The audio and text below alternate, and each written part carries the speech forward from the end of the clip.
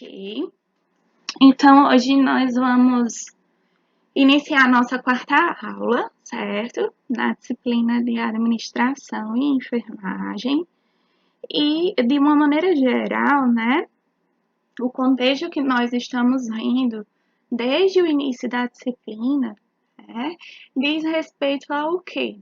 A enxergar a administração como sendo uma ciência, né, como uma área do conhecimento, e de que forma os saberes, os conhecimentos da administração, eles nos servem, né, enquanto ciência de enfermagem e o quanto eles nos ajudam, digamos assim, no que diz respeito à organização do nosso processo de trabalho na enfermagem, né, a questão do planejamento, né, que nós temos as diretrizes, né, as bases direcionadas por parte da administração, como planejar, né, a nossa assistência de enfermagem e para que e por que planejar, né?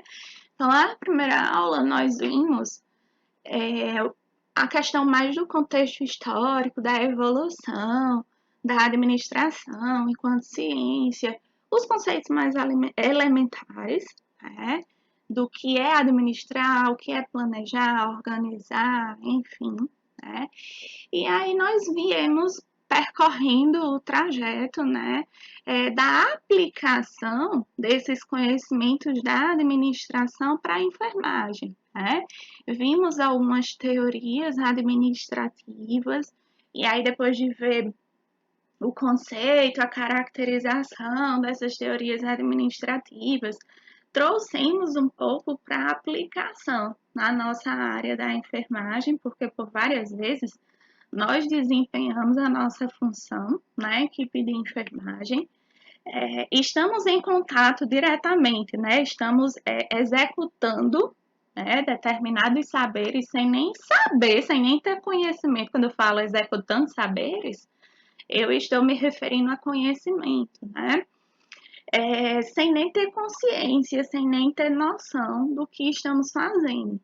Então, no nosso processo de trabalho, né, da enfermagem, tem muito da administração, né? E aí, na aula de hoje, nós vamos falar mais especificamente nas formas de trabalho em enfermagem. Percebam que desde o início para cá a gente consegue ir aprofundando um pouquinho mais na enfermagem propriamente dita, né? Então, hoje nós vamos falar de uma forma geral, das formas de trabalho que podem existir, que podem ser realizadas na enfermagem. Lembrando sempre que isso é importante, isso é indispensável, uma vez que se nós não tivermos a organização, né, desse processo de trabalho em enfermagem, lembrem-se sempre que somos pessoas diferentes, né?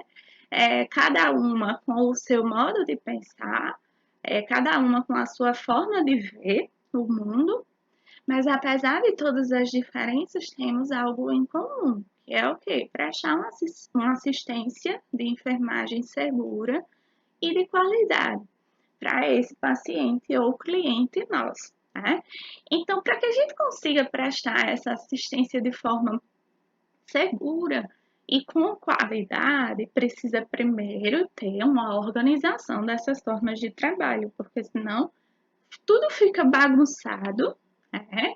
E aí, se nós não temos definição de funções, por exemplo, todo mundo junto querendo fazer uma mesma coisa e as outras coisas sendo deixadas de lado, né? As outras coisas, as demais coisas sendo marginalizadas. E quem sofre com isso é quem? O paciente. Só quem se prejudica com tudo isso é o paciente. E nós não estamos aqui no intuito de prejudicar nenhuma pessoa, qualquer que seja, tá certo? Então, hoje nós vamos falar em formas de trabalho, né? E aí, quando eu me refiro, gente, a formas de trabalho, é a mesma coisa do que modelos de trabalho, métodos de trabalho, certo? E aí, todas essas três nomenclaturas, elas são sinônimas, certo? Elas representam uma mesma coisa, certo? Formas de trabalho é a mesma coisa que modelo de trabalho, que é também a mesma coisa de quê? De método de trabalho. E aí, nós não precisamos nem olhar para a definição propriamente dita que tem no slide, né? Se nós pensarmos de forma lógica, né, pelo conhecimento que nós temos mesmo, nós conseguimos realizar, né, construir uma definição, construir um conceito para isso, né? Imagina se eu estou olhando só para a palavra, só para a expressão, certo? Formas de trabalho, certo? Sempre que nós olharmos para a palavra trabalho, vamos entendê-la como sendo algo processual, certo? É algo que ocorre de forma o quê? Contínua. Não é algo que ocorre uma parte aqui e finalizou. Lembram que nós comentamos na aula passada que em se tratando de trabalho na área da enfermagem, não existem pendências, lembram? Por quê? Porque nós, enquanto enfermagem, precisamos prestar uma assistência aos nossos pacientes e essa assistência ela precisa ser prestada o quê? 24 horas por dia. Né? Então, é algo que é cíclico, não tem início, meio e fim. Só vai ter fim quando, porventura, esse paciente vier a ter o quê? Auto-hospitalar. Mas enquanto hospitalar, eu falo de uma forma geral, né? Mas auto-hospitalar, ou se vier a óbito, na assistência intradomiciliar, ou então, se for o caso de receber alta da assistência intradomiciliar, porque existem várias situações, vários casos para um home care existir, né? Mas enquanto não ocorre essa alta ou esse óbito, né, nós precisamos prestar assistência de forma o quê? Contínua, tá certo? Então, é algo que é processual, tá? Não é algo que é intermitente, certo? Ah, eu prestei assistência ao paciente de manhã, então à tarde e à noite ele não precisa não, ele já tá totalmente de boas ali. Sim, aí esse paciente não tem nenhuma necessidade fisiológica, ele não tem prescrição medicamentosa para nenhum horário da tarde, da noite, da madrugada. Então, o que esse paciente está fazendo ali, internado, seja no ambiente intra-hospitalar ou domiciliar, né? Então, entendam sempre trabalho de enfermagem como algo que é o que? Contínuo, certo? Que não vai ter fim. Se Mara passa o plantão para mim às 13 horas da tarde, eu começo meu plantão à tarde, 13 horas às 19. Depois das 19, eu passo para Vanessa o plantão. Vanessa segue com o mesmo ciclo, com os mesmos cuidados que, por exemplo, Mara prestou pela manhã ao paciente, tá certo? Então, trabalho na enfermagem processual, tá bom? É algo que não tem fim, é algo que é contínuo, tá certo? E aí, se eu pego trabalho e formo a expressão formas de trabalho, o que viria a ser essas formas de trabalho? Será que só existe uma maneira, um modo de se trabalhar na área da enfermagem? Ou existem variações? Ora, se a gente pensar pelo lado de que cada paciente é diferente, gente, por mais que tenha a mesma patologia, que tenha o mesmo diagnóstico médico, mas são pessoas diferentes, certo? Cada ser humano, cada indivíduo tem um funcionamento subjetivo do organismo, né? Beleza, anatomicamente e fisiologicamente, por exemplo, nós sabemos que uma das funções do coração é o quê? Promover a circulação. Promover a circulação como? Bombeando sangue ou para os pulmões na pequena circulação, né? Ou para todo o corpo na circulação sistêmica ou na circulação, na grande circulação, como a gente chama na fisiologia. Beleza. Para ser humano, né? Para estar vivo, precisamos ter coração. E esse coração precisa estar funcionando. Beleza, meu coração aqui está funcionando. O de Bianca também tá. Mas quem é que garante, por exemplo, que o meu coração e o de Bianca batem no mesmo ritmo? Somos pessoas diferentes, né?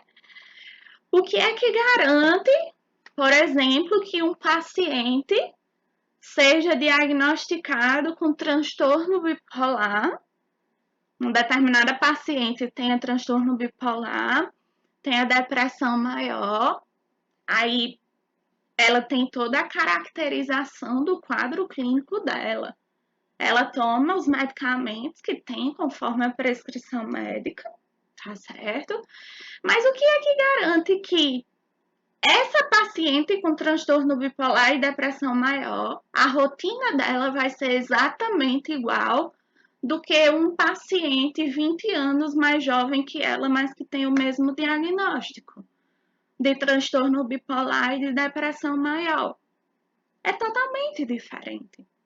As demandas que os pacientes requerem, né, o que eles precisam, apesar do diagnóstico ser o mesmo, o diagnóstico médico ser o mesmo, são situações diferentes, são necessidades diferentes. Eu posso ter um paciente com um transtorno psiquiátrico que ele é completamente controlado, o quadro clínico dele devido ao uso das medicações. Mas o outro paciente já pode ser aquele paciente que tem eventos de surto, né? Que é mais agressivo, porque por mais que ele tome os psicotrópicos dele, ele não tem um acompanhamento tão alinhado psiquiatricamente falando do que a outra paciente. E aí, dois diagnósticos que são o mesmo vão pedir o quê? Assistências diferentes. Pode falar.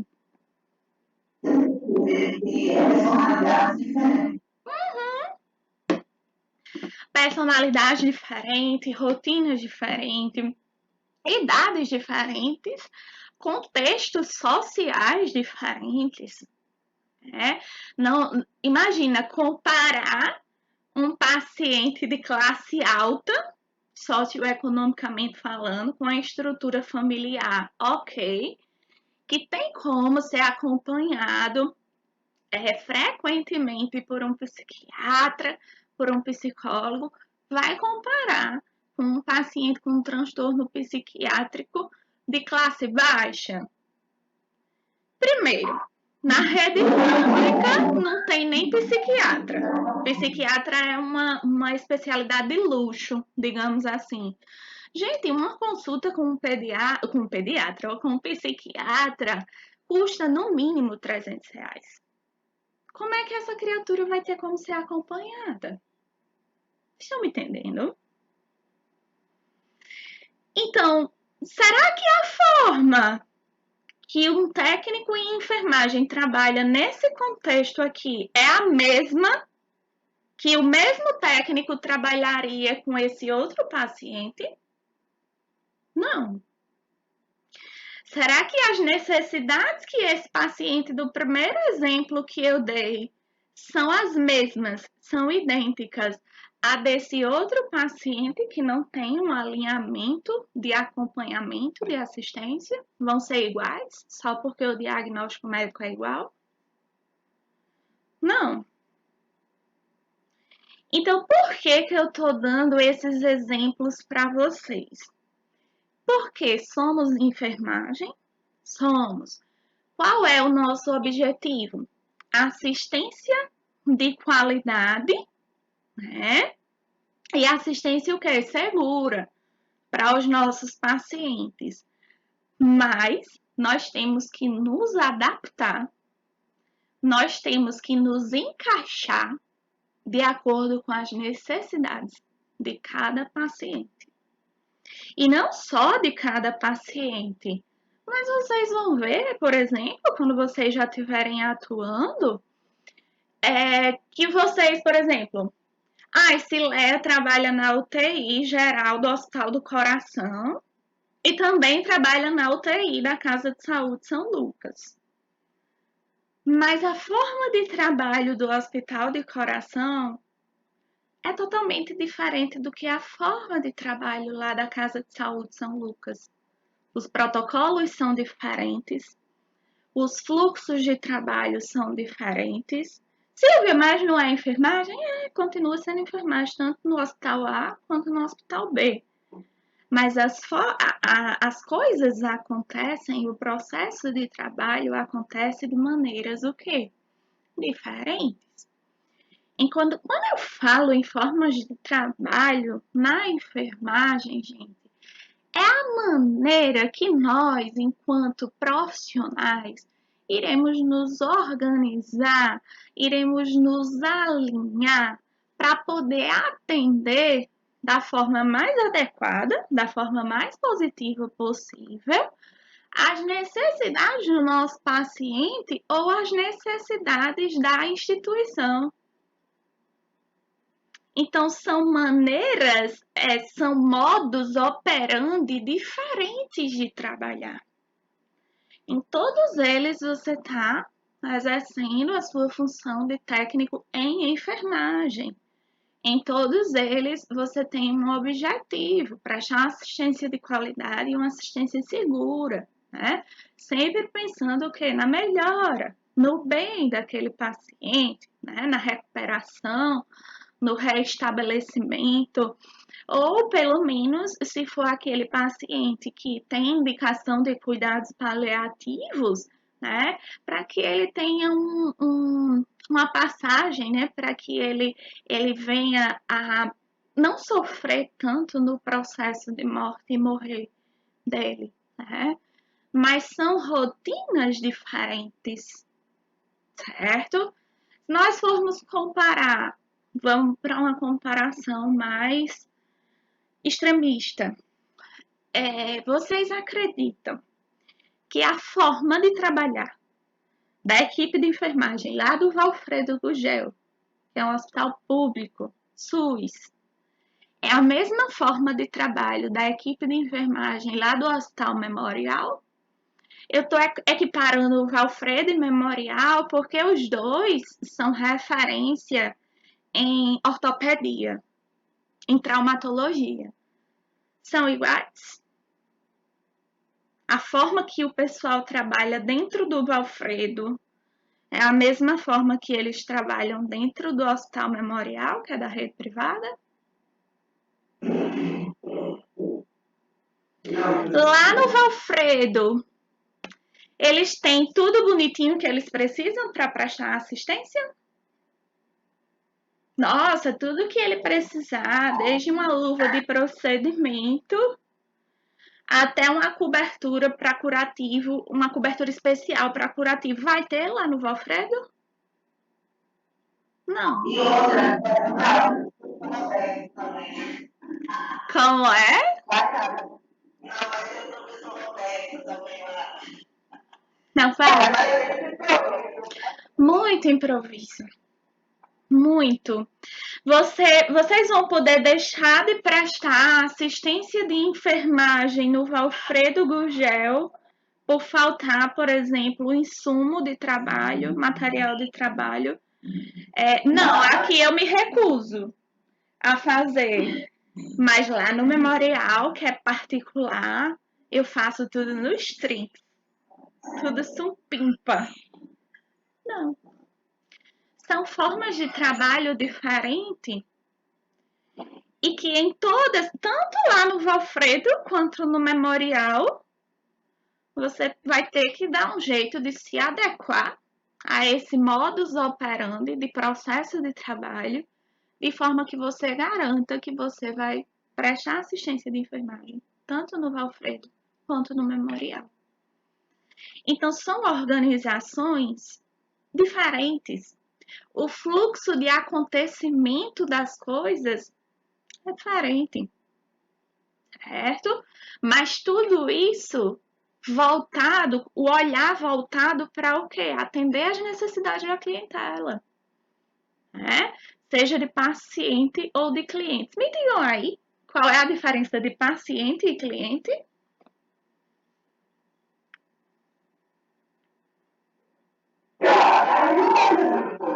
A mesma coisa?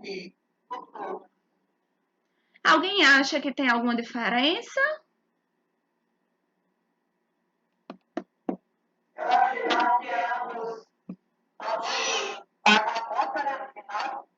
Hum. Pois deixa eu contar um negócio para vocês. Existe diferença entre paciente e cliente, tá bom? Entre paciente, cliente e usuário, certo? Então anotem isso aí no caderninho de vocês. Geralmente a gente usa como sinônimo, como tendo o mesmo significado, paciente e cliente, certo? Mas são coisas diferentes. São nomenclaturas científicas que têm uma representatividade, têm um significado diferente. E se elas têm esse significado diferente, vamos aprender a saber quando usar, tá certo? Porque é como eu sempre digo para os meus alunos, para colegas de trabalho, que enfermagem, o que diferencia são os detalhes. A assistência de enfermagem, o que diferencia são detalhes. Por quê? Porque profissional nota 7 tem em todo lugar. Mas profissional nota 10 não tem em todo lugar, não. Então, vamos no detalhe aí. Paciente é diferente de cliente, tá certo? Quando eu falo a palavra cliente para vocês, não associado à área da saúde, de uma forma geral. Quando eu falo cliente, o que é que vocês pensam? O que é um cliente sob o ponto de vista de vocês? Me digam oi.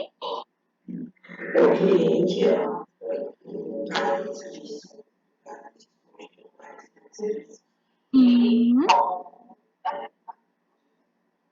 perfeito. Se eu sou cliente de uma determinada ótica, uma loja que vende óculos, Silvia, sou cliente, sei lá, da Oculari, no Midway. Aí eu vou lá na Oculari, porque eu fui ao oftalmologista fazer o exame, né, oftalmológico, e meu grau aumentou. Então eu vou lá, né, com minha receitinha oftalmológica. E o que é que rola lá nessa minha ida à Oculari? Eu vou escolher um óculos, uma armação, né, que dê certo pro meu rosto, pra minha lente. Vou pagar, né, para daqui a um tempo eu receber o meu óculos pronto, né, com a armação e com a lente, certo? Então vejam, eu, Silvia, cliente, paguei o valor monetário, dinheiro, para em troca receber o quê? O óculos, tá certo?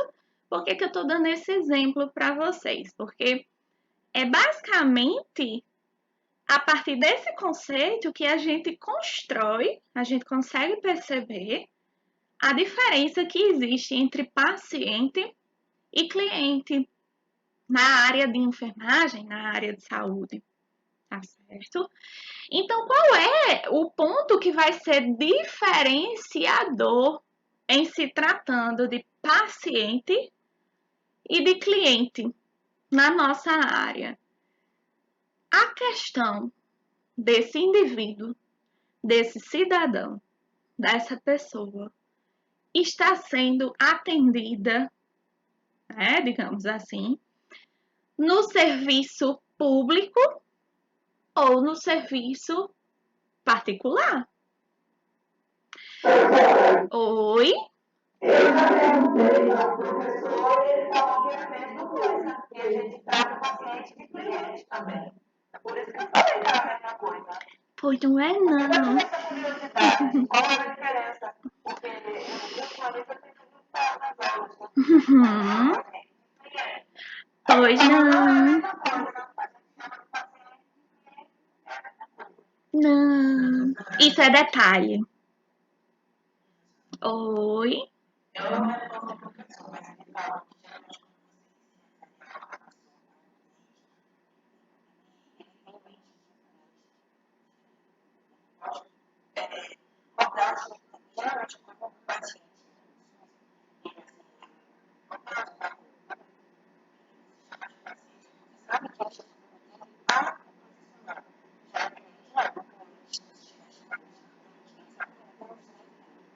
Uhum. Mas se a gente for. Pensem comigo. Pensem junto comigo. Será que o fato da pessoa estar sendo atendida na rede pública ou na rede privada, isso vai dar o aval, digamos assim, dela ter direito ou não? Todos nós, enquanto cidadãos, nós temos direitos e deveres perante a Constituição. Independentemente se o serviço está sendo prestado por uma rede pública ou privada, certo? Agora pensem comigo. Quem é uma pessoa, por exemplo, que pode ser atendida lá no Hospital e Maternidade Promata?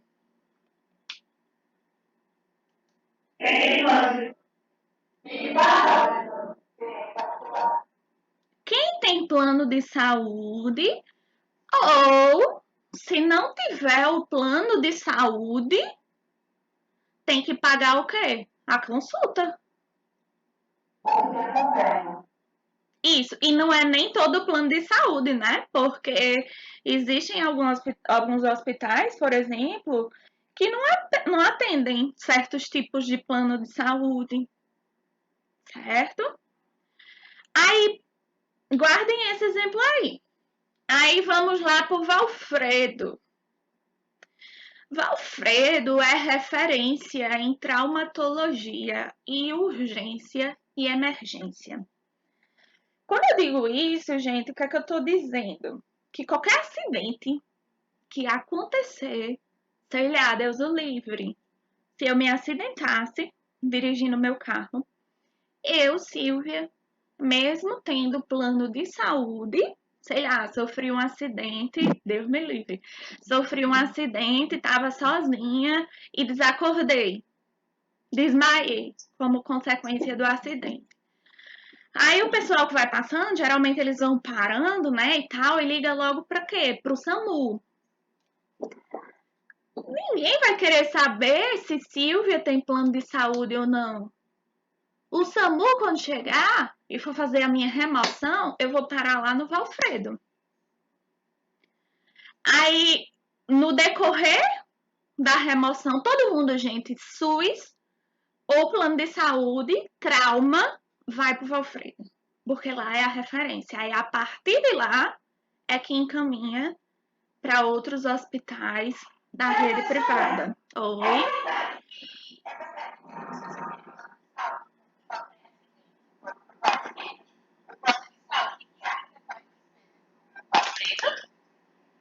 Valfredo é SUS, porta aberta, certo? Então, o que acontece? No meio da remoção, eu, Silvia, tornei, né, do desmaio. Eles fizeram a minha avaliação do meu estado neurológico. Eu tô consciente e um pouco desorientada, mas aí eu vou e falo. Eu tenho um plano de saúde. Aí, a SAMU, que tá fazendo o SAMU, que é o Serviço de Atendimento Móvel de Urgência, né? Não é a SAMU, né? A é a ambulância, é o SAMU, o Serviço de Atendimento Móvel de Urgência. Aí vocês acham que o SAMU que chega comigo lá no Valfredo vai dizer, opa, abre ala aí, que a boizinha, que a menina tem plano de saúde e vai passar na frente de todo mundo? Porque eu tenho um plano de saúde e aí eu tenho um direito a mais do que isso. Eu tô lá na mesma condição que todo mundo. Silvia, lá no Valfredo, vai ser paciente. Porque ela está sendo assistida, ela está fazendo uso de um serviço público. Então lá, ela vai ser paciente. Agora, quando Silvia é avaliada, né? É feita aquela avaliação inicial e tudo mais, foi feita a regulação para o Hospital do Coração, que atende o meu plano, que tem o convênio com o meu plano, beleza. SAMU vai levar a Silvia para o Hospital do Coração. Quando eu dou entrada no Hospital do Coração, que eu vou passar a estar fazendo uso de um serviço da rede privada, que vai me ser assegurado que eu vou ter direito, porque eu pago meu plano de saúde mensalmente durante o ano todo. Silvia deixa de ser paciente e passa a ser cliente. Certo? Então, o que vai diferenciar essas duas nomenclaturas, gente, a nível terciário, quando eu falo em nível terciário, eu estou falando no contexto hospitalar, certo? Naquele contexto em que são usadas mais tecnologias, né?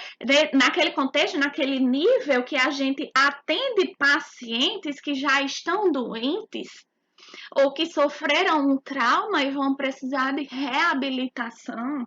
É diferente lá da atenção primária em saúde. Na atenção primária em saúde, nós trabalhamos com mais o quê? Com a questão de prevenção de doenças, promoção de saúde, é um nível primário.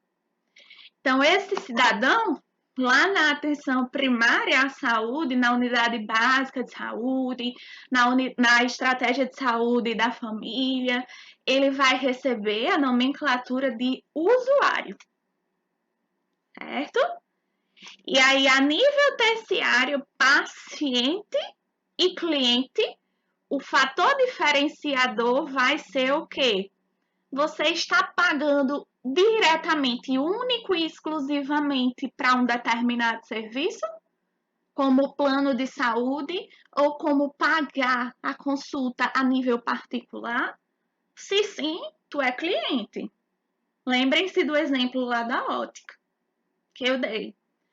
Se não, se você deu a entrada num Valfredo Gugel, num Deoclésio Marques, na maternidade do Divino Amor, que é tudo SUS. Para ser atendido lá, tu tá pagando um plano de saúde ou tá pagando uma consulta particular, alguma coisa desse tipo? Ou é porta aberta do SUS? Se for porta aberta do SUS, tu vai ser paciente. Aí como é que eu costumo ensinar para os meus alunos para não confundirem? Vejam o contexto do Valfredo Gugel. Filas e mais filas, macas e mais macas no corredor do hospital, né? Para realização de cirurgia ortopédica, não é aquela coisa de entrou lá, já vai ser atendido, não. Existem os níveis de prioridade, principalmente porque, como é um hospital que ele é referência no estado, acaba que todos os outros hospitais fazem o quê? Encaminham para o Valfredo. Então vem gente de Mossoró, de Açu, de Lages, de todo lugar que vocês imaginarem, vem tudo para onde? Para o Valfredo. Ao invés de ocorrer descentralização do serviço de saúde, está centralizado. Está como referência, como se só existisse o Valfredo para traumatologia, né? Então, eu costumo dizer que a pessoa, quando entra no Valfredo, quando precisa de um serviço que só é ofertado lá, né? E ele só pode contar com o SUS, não vai poder contar com plano de saúde, porque ele não tem plano de saúde, nem tampouco pode o quê? Pagar uma consulta particular. Então, ele vai precisar ter paciência para ficar ali. Então, ele vai ser o quê? Paciente, tá certo? Mas percebam que existe essa diferença de nomenclatura a nível terciário de assistência dos serviços de saúde, certo? Em relação a se é rede privada ou rede pública, tá? Se rede privada, vai ser ou por plano de saúde ou por consulta particular. Cliente. Rede pública, porta aberta do SUS, certo? Vai ser o quê? Paciente.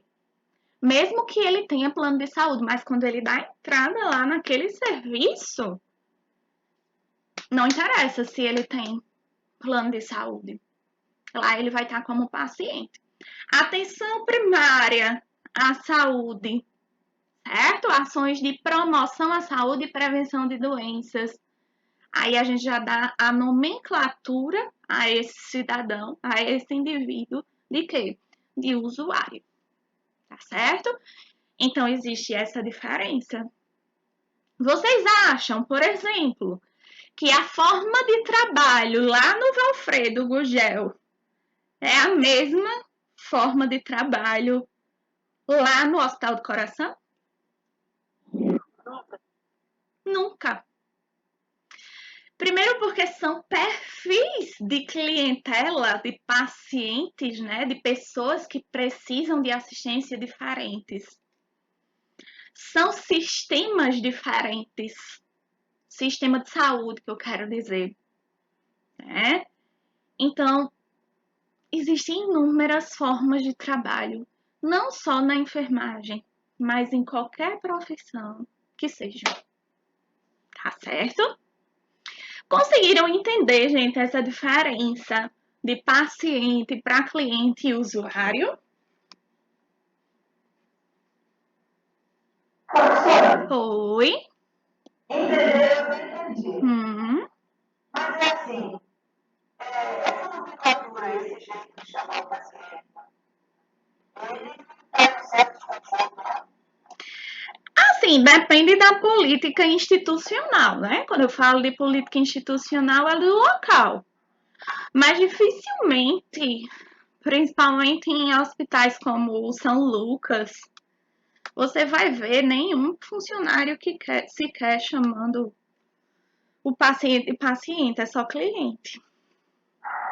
Porque eu pergunto, porque a minha filha não tem Mossoró. Hum, A minha lembrança, contato com a minha militar, ela nasceu no hospital público hum, de Mossoró, só que pagando.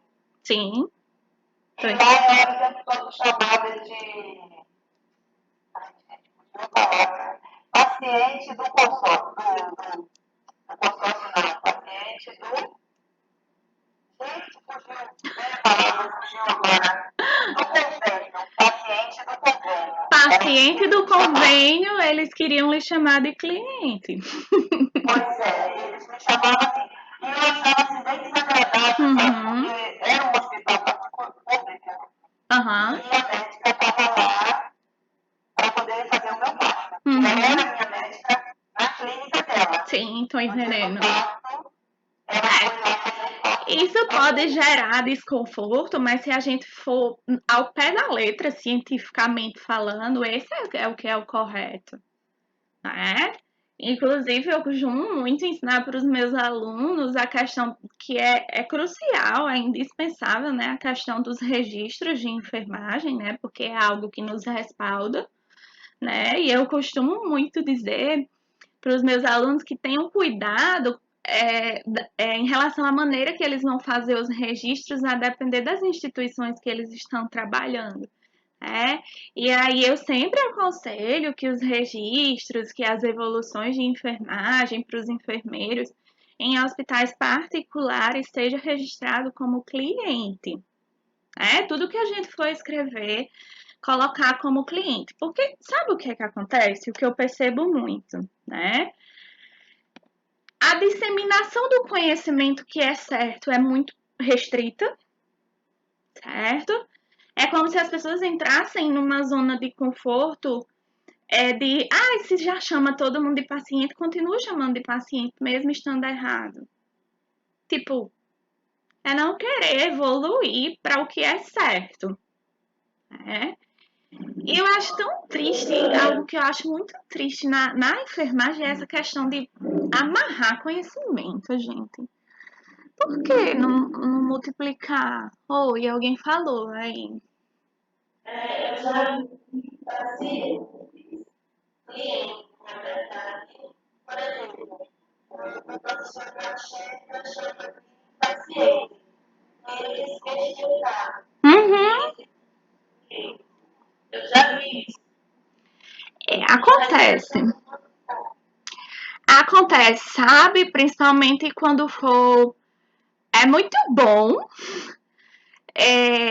Diga aí, quem é que. Minha mãe diz um ditado que é assim: só não gosta do que é bom quem ainda não conhece.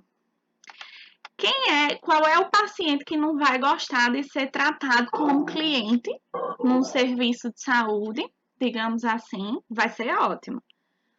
Mas para um cliente ser tratado como um paciente, porque geralmente, gente, a depender do perfil econômico dos pacientes, dos clientes, é um povo tão melindroso. E geralmente são pessoas que são mais esclarecidas, essas pessoas de uma classe média alta, que fazem questão até por uma agulha no palheiro. Então, assim, por isso que eu digo para ter muito cuidado, porque existem alguns hospitais daqui de Natal que a clientela, que o pessoal que frequenta é tudo cheio de rififi. É.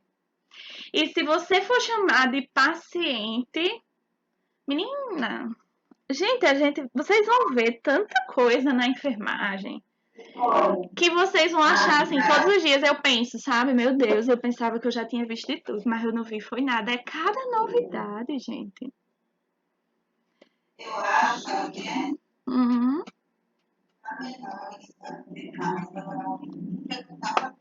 Isso. Mas o que você está achando de cliente, tipo, tentar também passar para ele qual é a diferença, entendeu? Isso. Que você quer, e passa assim, que você paga, você tem outro plano. Entendeu? Tem que saber Tem que saber. E é assim, gente, pra mim, seria muito mais fácil nem dar esse detalhe pra vocês. Mas é algo, tipo, eu sou uma pessoa que, se eu souber algo que eu sei que vocês não sabem, eu quero dizer a novidade. Porque esse negócio de paciente, cliente e usuário foi uma coisa que eu só aprendi no mestrado, na disciplina de vigilância em saúde. Então, para mim era a mesma coisa. Então, eu poderia deixar vocês acreditando que é a mesma coisa. Mas se são nomenclaturas diferentes, se não são, e são bem diferentes, a gente precisa saber onde está essa diferença. Isso é para todos nós, sabe? O que me desagrada muito na enfermagem é que é como se as pessoas se contentassem com o mínimo. Isso me incomoda muito na área da gente. Sabe? Às vezes a pessoa sabe que é errado e continua fazendo errado porque todo mundo faz. Mas não tem aquele ditado, né, que a nossa mãe diz: a gente não é todo mundo, né? E por isso que, tipo, eu vejo que a enfermagem ainda não evoluiu o tanto que ela tem capacidade para evoluir. Porque Quem sabe não tem passado. É péssimo, né? Isso é péssimo. Enfim, pois eu tenho o maior prazer de, se eu souber uma vírgula a mais, de querer dizer para vocês, porque isso para mim também foi novidade um dia, né? Então, é muito bom quando a gente consegue saber algo mais ou aprender algo mais. Eu sou apaixonada por dar aula justamente por isso, porque eu compartilho um pouco o que eu sei com vocês, mas eu também aprendo muito com vocês, né? E ninguém, gente, ninguém, por mais chata que seja a disciplina, ninguém é a mesma pessoa no início e ao final. Sempre vai ter alguma coisa que vocês aprenderam comigo ou que eu aprendi com vocês.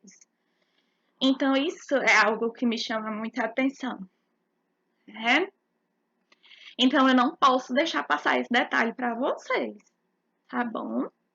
Espero que vocês tenham entendido essa questão aí. Lógico, na maioria dos casos é usado como sinônimo, mas não é porque sempre é usado como sinônimo que é o certo, tá bom?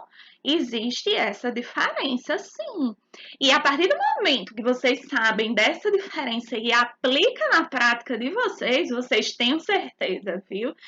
Que se eu fosse enfermeira de vocês e visse registros diferentes a depender da instituição, isso é algo que já me faz brilhar os olhos. Porque eu sei que você sabe. Você não tá no grande grupo, no bolo, digamos assim, que acha que é tudo a mesma coisa. Eu presto muito atenção nisso. Muito, muito, muito. E assim como eu presto atenção, acho que tem várias outras pessoas, né? Em uma minoria, mas existem outras pessoas que também prestam atenção nisso. Então se peguem aí os detalhes, tá certo? Oi? Tá cortando?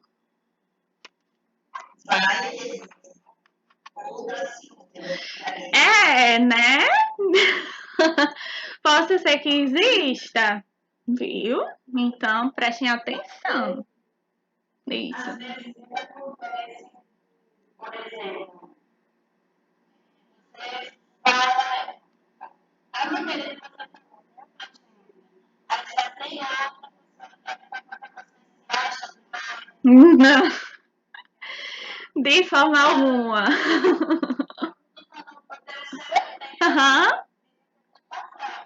Uhum. Não, com certeza.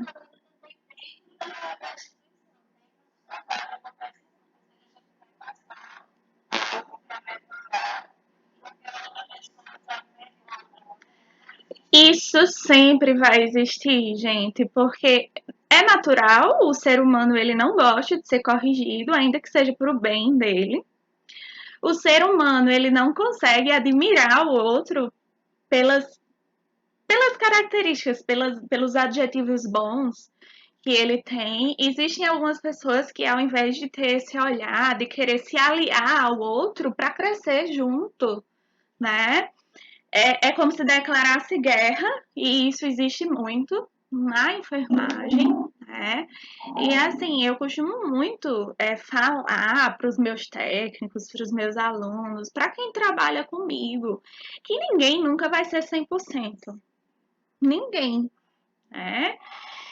Eu tenho habilidade em uma coisa, Cileia tem mais em outra, que eu não tenho tanto, Vanessa tem em outra, Dayana tem em outra.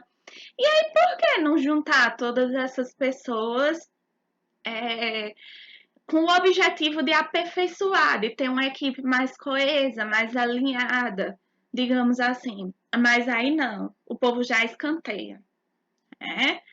Quando eu falo isso, eu entendi o exemplo que foi dado, porque não é raro as pessoas dizerem que eu me acho, mas coitada de mim, se eu me achasse, eu não estudava feito uma doida do jeito que eu estudo, não, minha gente.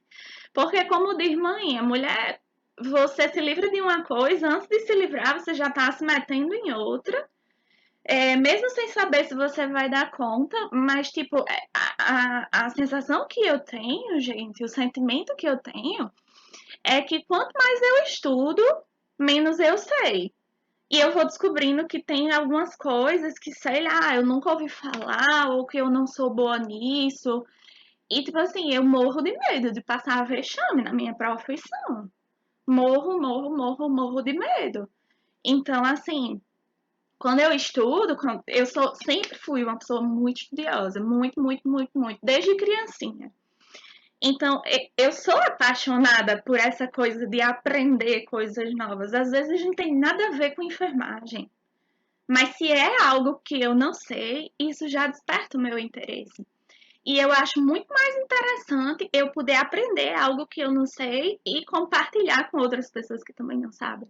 Mas isso aí vai ser o ponto de vista de cada um, né? Mas eu acho que o que a gente tem que pensar, o que é que a gente tem que se comprometer com a nossa profissão é sempre dar o melhor da gente, né? Porque é uma escolha que a gente faz, não é obrigado, né? É algo que é escolhido voluntariamente por a gente. Ninguém foi parar na enfermagem porque foi obrigado. Pelo menos eu não consigo pensar assim. Então, para qualquer área de trabalho, a gente tem que dar o nosso melhor. É obrigação, né? Então, mas não são todas as pessoas que enxergam assim, né? Mas enfim, cada um dá o que tem, né? E podem ter certeza que o pouco que eu souber, eu sempre vou tentar passar para vocês e para todo mundo que aparecer no meu caminho, seja aluno ou não, tá bom? Então, espero que tenham entendido aí essa diferenciação, né? Da questão do usuário, do paciente, do cliente, tá? Pelo amor de Deus, não entendam mal, não estou dizendo aqui que o Roberto disse errado, porque não, eu entendi. Eu entendi seu exemplo. Mas só para deixar claro, não estou dizendo, não estou desmentindo o Beto, enfim, até mesmo porque a gente se dá super bem, né? Mas talvez Beto ainda não tenha tido a oportunidade de ver esse detalhe que eu vi quando fui levar as lapadas lá no mestrado, né? Porque até a parte ruim da vida da gente, que a gente sofre bastante, ainda tem um aprendizado pra gente positivo, né? Então, assim, eu sofri horrores no meu mestrado, mas hoje eu agradeço a Deus por ter sofrido tanto, porque muita coisa que eu aprendi foi lá. E se eu não tivesse sofrido lá, eu não faria nem ideia hoje que certas coisas existem, né? Mas a questão do coleguismo, né? Na profissão que existe ainda, tá aí pra gente ajudar uma a outra em relação a isso, tá bom? Então eu trago essa informação para vocês como um adicional, tá certo? Um detalhe, certo? Que talvez possa fazer a diferença para vocês que estão nessa aula em relação a outras pessoas que não tiveram esse momento com a gente, tá certo? Então é algo diferenciador, tá bom? Então, gente, quando nós falamos em formas de trabalho, né, em modus operandi de trabalho, como que esse processo de trabalho se organiza, como ele se dá, qual é a rotina, né? Se nós trouxermos para a área da enfermagem, nós temos diversos métodos, diversos tipos, diversas formas de trabalho, né? E dentre essas, nós podemos mencionar essas quatro principais, certo? Que é o método integral, o método funcional, o método de enfermagem em equipe, que é o que a gente mais vê, tá certo? E o método da enfermagem primária, certo? Vamos falar um pouquinho sobre cada um deles, ver quais são os pontos fortes, quais são os pontos mais fracos, o que é interessante e o que não é, tá certo? Até aí tá tudo bem, gente? Tá tranquilo? Tá beleza? Beleza. Então vamos lá. Vamos falar um pouquinho desse método integral. Me digam uma coisa. Se eu pergunto para vocês, gente, vocês já ouviram falar em escolas, porque tem, né, escolas em que o horário de aula é o horário integral. O que seria ter um filho, por exemplo, que estuda numa escola em tempo integral? Fica lá o dia todo, né? Só volta para casa à noite? Tá. Então vamos trazer isso aqui para o método integral. Quando eu falo em algo que é integral, gente, olhando para o português mesmo, a palavra integral. Integral é diferente de parcial? Sim. Em quê? Eita, parcial é em partes. É em parte. Integral é inteiro. É um inteiro. Perfeito, gente. Quando eu falo em integral, eu tenho uma completude. Inteiro, né? Parcial vai ser só o quê? Uma parte desse total, não é? Então, bora aí, ó. Método integral. A primeira grande charada do método integral, ó. Até sublinhei, até coloquei em negrito aqui para vocês. Porque o preceito básico, o que rege, o que sustenta esse método integral todo é o cuidado global que a gente presta a um paciente. O que seria esse cuidado global que a gente presta a um paciente? Inteiramente. O que mais? O que seria esse inteiramente? Em todos os aspectos, em todas as áreas. Me dê um exemplo disso?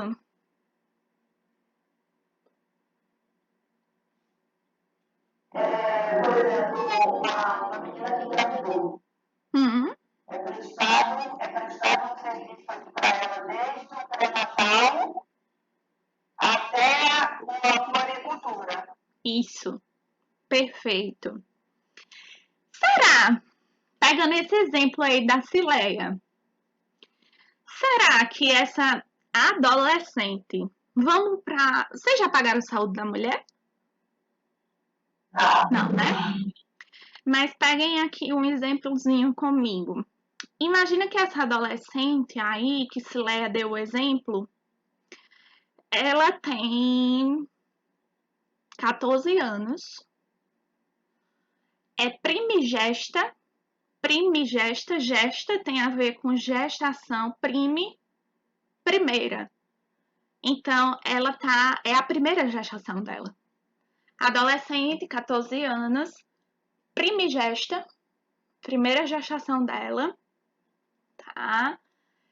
E chega lá na atenção básica pra gente, tendo um beta HCG positivo. O sinal que indica, né? O exame que indica que de fato ela tá gestante, né? Me digam uma coisa, faz sentido para vocês? Vocês conseguem imaginar? Lógico que para tudo na vida, gente, para toda regra existe uma exceção, certo? Mas se a gente for pensar pela lógica, tá? Vamos comparar essa jovem do exemplo de Cileia, primigesta, 14 anos, certo? E vamos comparar com a minha pessoa, Silvia, coroa já, 30 anos, nulípara, nunca pari, então nunca gestei. Se a gente pegar esses dois exemplos de fora, né? Fazendo um julgamento de fora, lembrando que para toda regra existe uma exceção, obviamente. Mas de fora, sob o ponto de vista de vocês, qual dessas duas pessoas teve, por exemplo, uma melhor orientação no que diz respeito à educação sexual? Você. Mas sabe por que eu digo isso? Porque eu já tô velha, nunca cheguei nem perto de engravidar, né? Aí, painho, engraçadinho, hoje em dia, ele pede pra eu ter um filho. Não sei como, né? Mas, enfim. E ele diz, minha filha, pra engravidar não precisa ser casada, não. Bem moderno, viu? louco pra ser avô. Sendo que, lá atrás, quando eu comecei a namorar, com 13 anos, sabe o que era que o pai dizia? Ficou logo desesperado, né? Principalmente porque meu primeiro namorado, que foi meu noivo, tinha uma diferença considerável de idade, né? Eram 8 anos. Sabe o que o pai dizia? Mãinha vinha e dizia, né? Desde eu e meu irmão pequenos, eu com 8 anos, meu irmão com 10, mãe foi ensinar a gente como era que botava um preservativo, foi mostrar, assim, sabe? Pai foi logo na castração moral. Sabe o que pai dizia pra mim? Olha, eu vou dizer uma coisa, impedir você de namorar eu não vou não, mas se engravidar, eu boto pra fora de casa. Aí mãe dizia, mãe ouviu as primeiras vezes não disse nada, né? Quando ele começou a levar a sério mesmo isso, aí mãe disse, vai botar ela pra fora de casa se ela engravidar? Pois é, ela saindo e eu indo atrás dela, porque eu não fico também não. Mãe é dessas. Mas, tipo, eu nunca cheguei perto de engravidar. Por quê? Eu sempre gostei muito de estudar, sempre tive em mente que a melhor maneira da gente conseguir as coisas na vida é pelo estudo. A gente pode mudar completamente a nossa vida, o rumo da nossa vida com o estudo. Então, eu pensava, né? Se eu engravidar cedo, eu ia ter que deixar de estudar, que é uma das coisas que eu mais gosto de fazer. E, tipo, minha mãe me explicou tanto como usar esse negócio de preservativo, de anticoncepcional, de que a pessoa, lógico, existem os acidentes de percurso, mas que a pessoa, né, se usar os contraceptivos de maneira combinada, a probabilidade de engravidar é muito baixa e tudo mais. Então, eu peguei, né, todas as informações de manhã, que é uma super mãe, botei dentro da cachola, tive o medo da castração moral de painha, né? Minha gente, e até hoje eu tô aqui. Não saí do canto.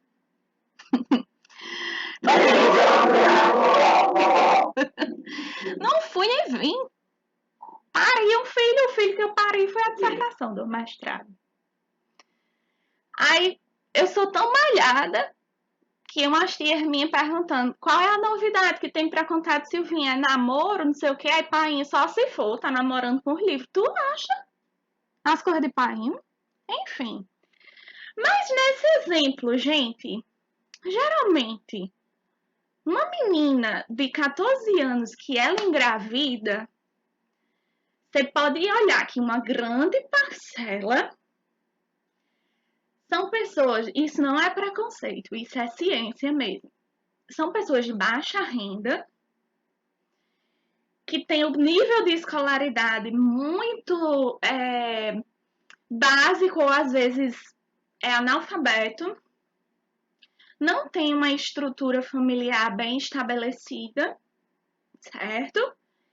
Inicia a vida sexual muito cedo e como ela não teve essa informação de uso de métodos contraceptivos, seja hormonal, seja de barreira, acaba que engravida rapidinho. E por que eu tô falando isso para vocês? Venham comigo no exemplo que se eu for, Silvia, enfermeira de uma unidade básica de saúde, na atenção primária à saúde, nós, enfermeiros graduados, nós fazemos consultas de pré-natal, tá certo? Então, nós acompanhamos a gestação dessa mulher, né? Nós fazemos consultas paralelas. Uma consulta é com o pediatra, a outra é com nós, enfermeiros. Aí, geralmente, a primeira consulta de pré-natal é conosco, enfermeiros. Vocês acham que eu, Silvia, recebendo uma jovem dessa, que Cileia deu o exemplo, 14 anos, primeira gestação, com um beta-HCG positivo em mãos, vocês acham que é justo, da minha parte, como profissional, como enfermeira, olhar para ela só em relação à gestação dela? Não interessa para mim o contexto social dela? Não interessa para mim a constituição familiar dela? Não interessa para mim se esse filho foi planejado ou não, se ela tem um parceiro, se ela tem um companheiro ou não. Eu preciso enxergar, gente, muito além de que da gestação. Para que eu possa prestar uma assistência beleza, bacana para essa jovem, eu preciso colher o máximo possível de informações por parte dela. Eu preciso me inteirar o máximo possível. O que eu puder saber da vida dessa pessoa não é como o fuxico. É para tentar entender o porquê que uma jovem de 14 anos está gestante. Isso não é considerado o adequado cientificamente falando. Certo? Acontece? Acontece. Porque para toda regra existe uma exceção. Mas isso não está dentro do esperado, cientificamente falando. Então eu preciso olhar para essa minha paciente de uma forma o quê? Global. Eu não posso olhar só para o quê? Para a gestação dela, não.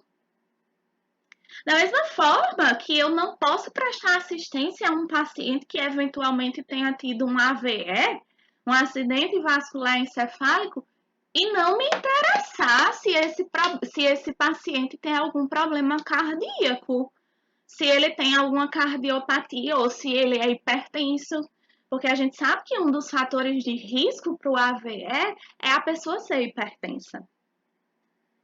Aí não me interessa saber se ele é hipertenso ou não, não me interessa saber como era a dieta alimentar dele. Então a gente precisa, gente, parar com essa mania de olhar só para a doença em específico, só para uma parte em específica.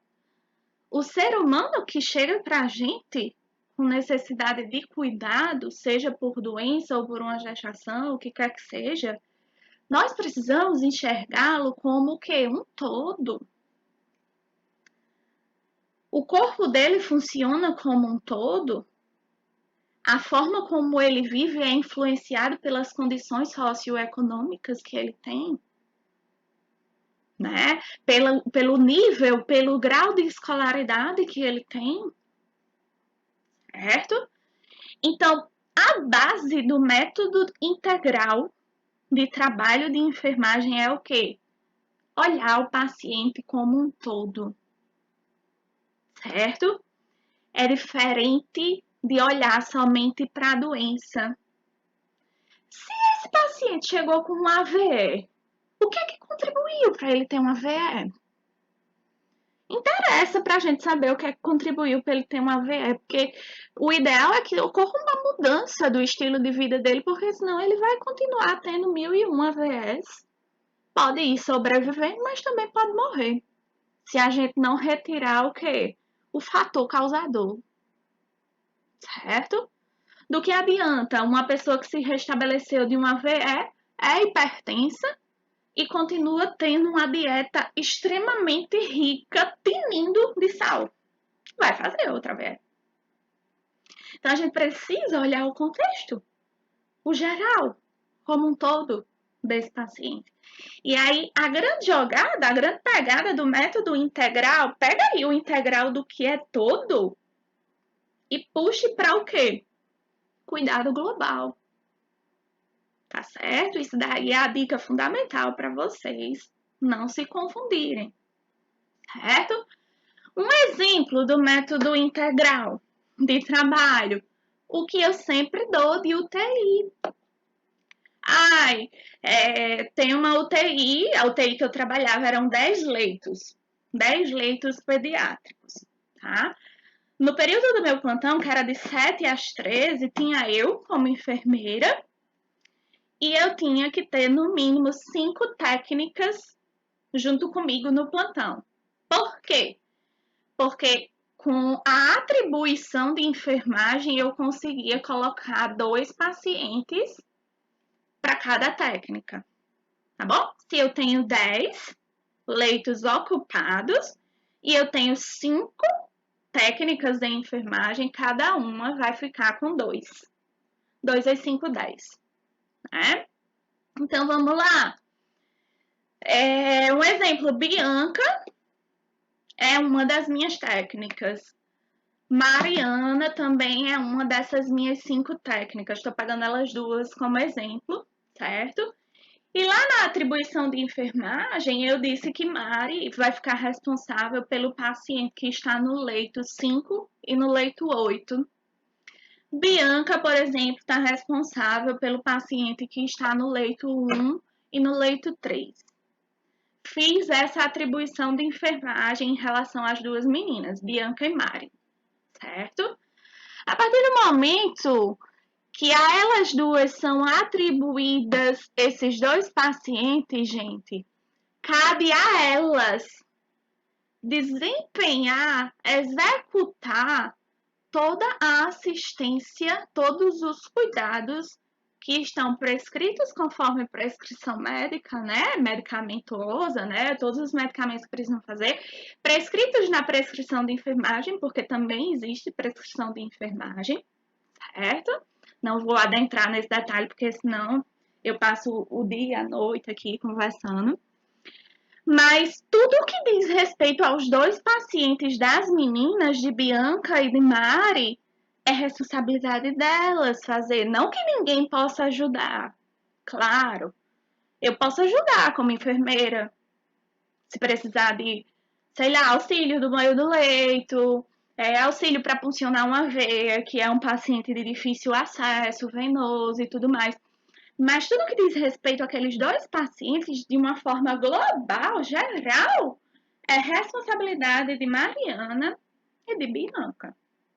Tá certo? Então, cada membro da equipe de enfermagem assume uma responsabilidade em específico.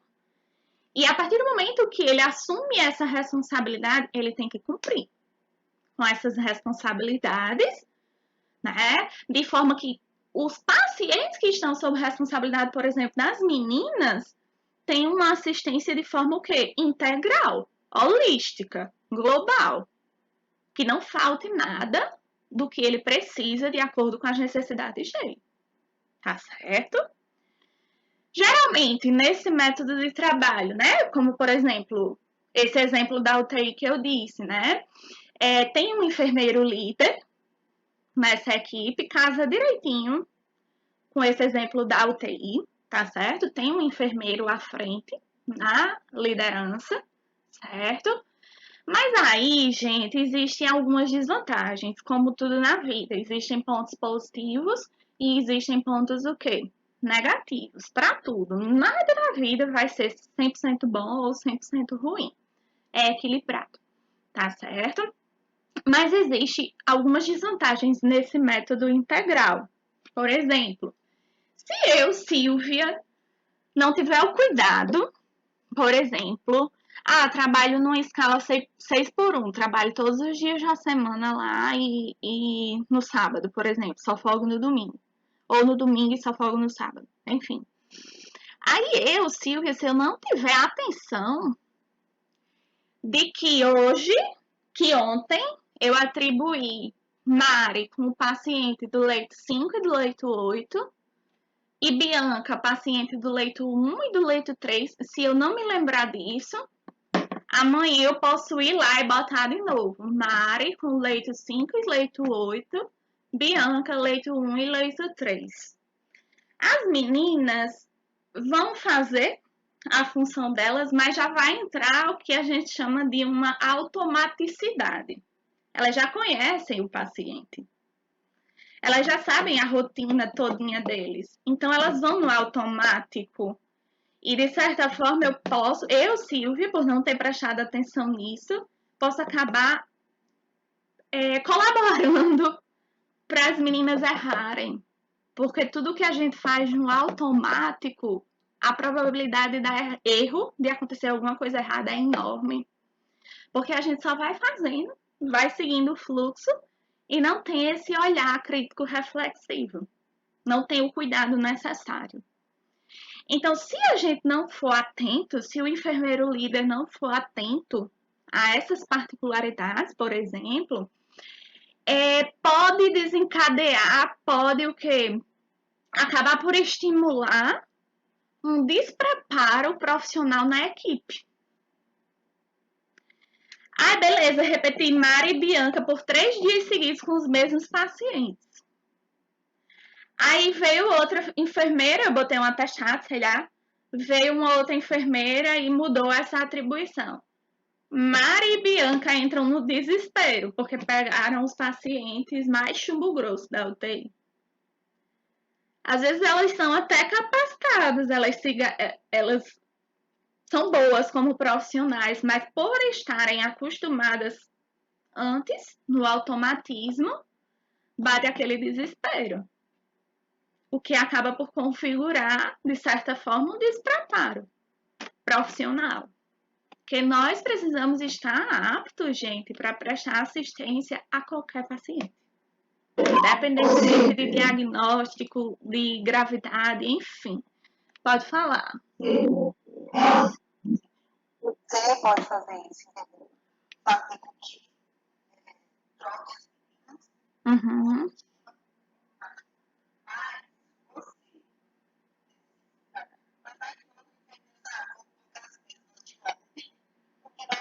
você Vai estar mais fácil. Isso. Uhum. Perfeito. Isso acontece, gente. Isso acontece muito. É bom? É, porque a pessoa já conhece a rotina do paciente, mas não se iludam não que nem tudo que é bom é 100% bom. Vocês mesmos, se forem inteligentes, pode chegar e sugerir para o enfermeiro. Mas ontem eu estava com esses 2 pacientes também.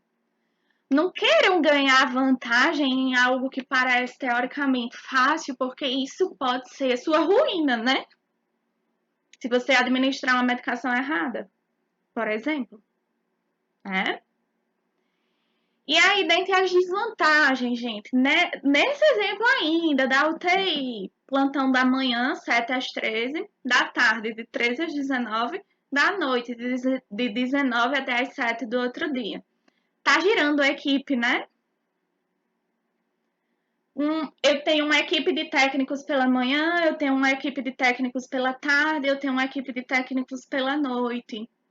Então, isso é desvantajoso, não é tão interessante para o paciente, porque em um dia só ele vai ser cuidado por 3 profissionais, por 3 técnicos diferentes. Tá certo? Então, isso não é tão positivo. Tá bom? Beleza? Oi? Pode falar. a médica dela, né, que a gente está passando por médica, no diálogo,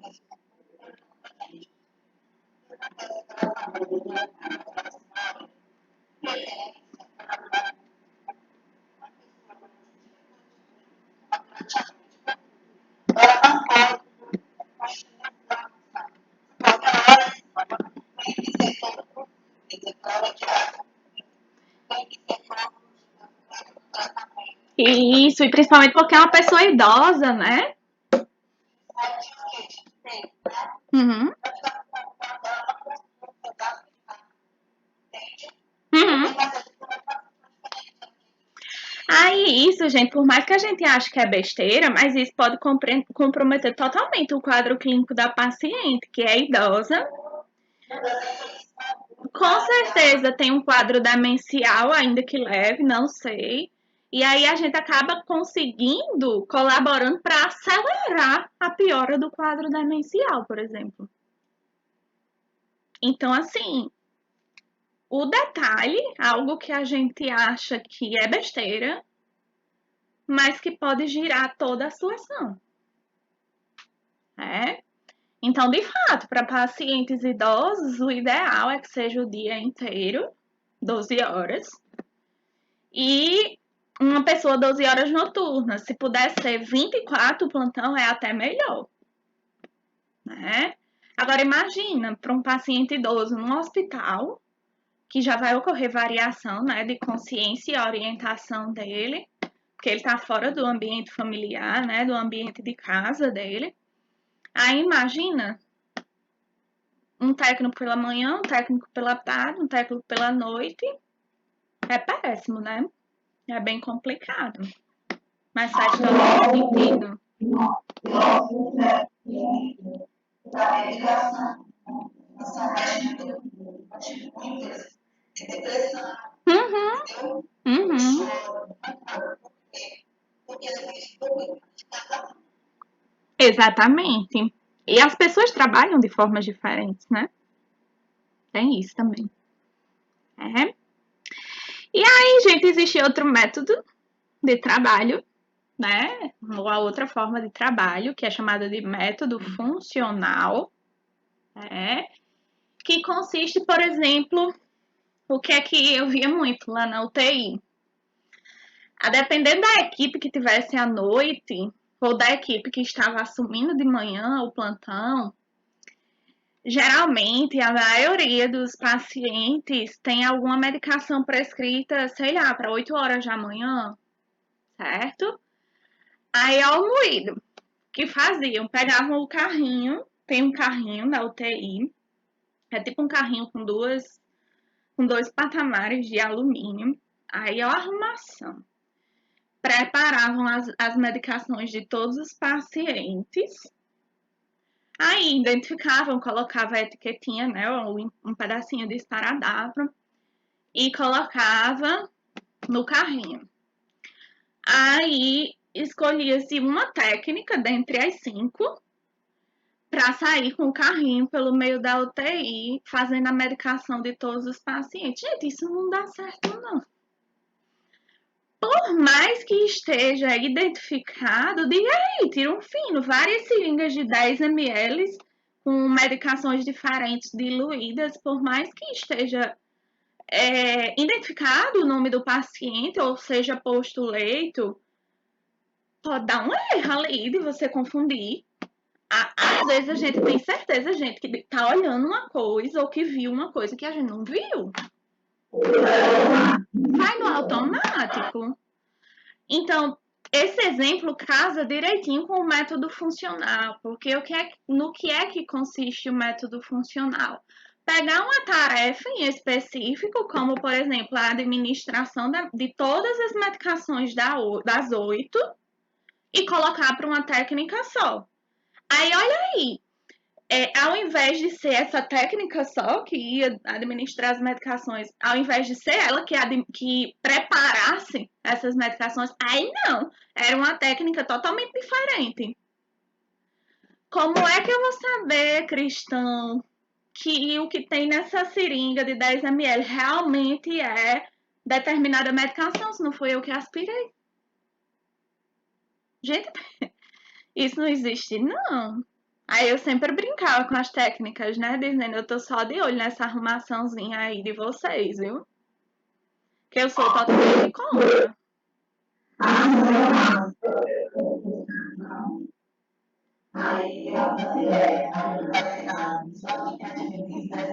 Aí se leva e tira.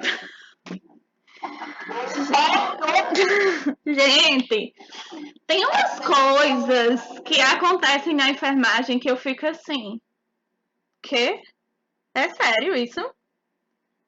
Porque são coisas que uma hora vai dar errado. E aí?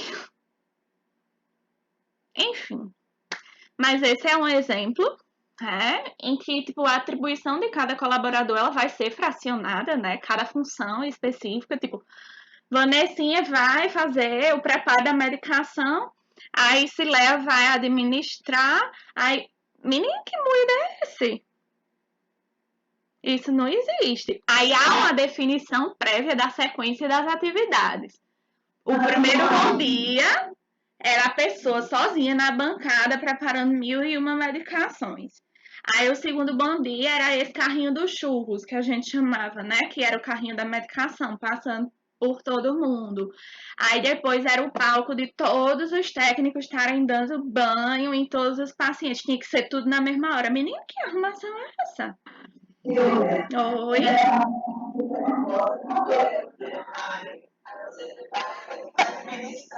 Gente, está erradíssimo. Não dá.